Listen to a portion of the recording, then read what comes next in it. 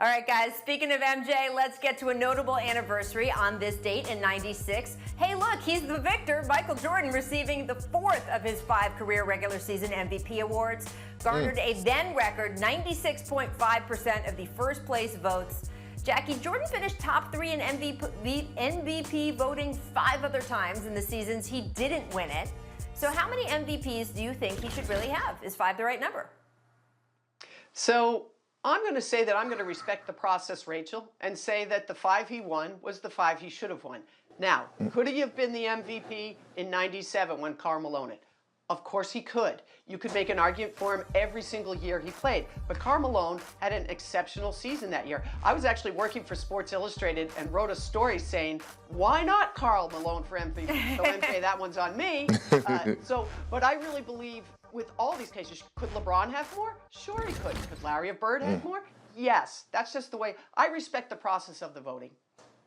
And Jackie, I'm right there with you. You're speaking the gospel today, and I think he got the 5 that he deserved. When you look at what Charles Barkley did in that '93 season, right. I mean, 25 points, 12 rebounds, 5 assists. I think he joined Wilt Chamberlain and Oscar Robertson in that company. And the Phoenix Suns was, 62-20? If you took Barkley off their team, what would the Phoenix Suns be? That's how I'm looking at my most valuable player. Also, when you look at Karl Malone, take Karl Malone off their Utah Jazz, he was averaging right around 27 points a game. You take him off the Utah Jazz, what would the Jazz be without him? That's when I started looking and reevaluating like my most valuable player. Jordan could have won it every year. He was the best player in the world. But when you look at those 2 guys, in Barkley and Malone, they were more valuable to their team at the time and their team's success. And that's just my opinion.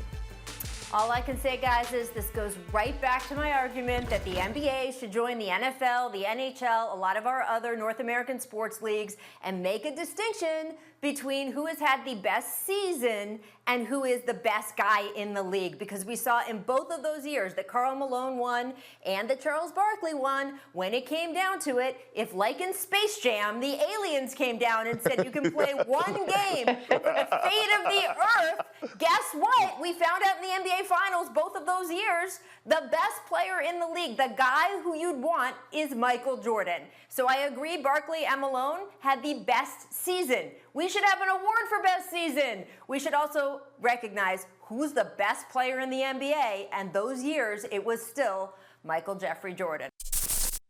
Thanks for watching ESPN on YouTube. For live streaming sports and premium content, subscribe to ESPN+.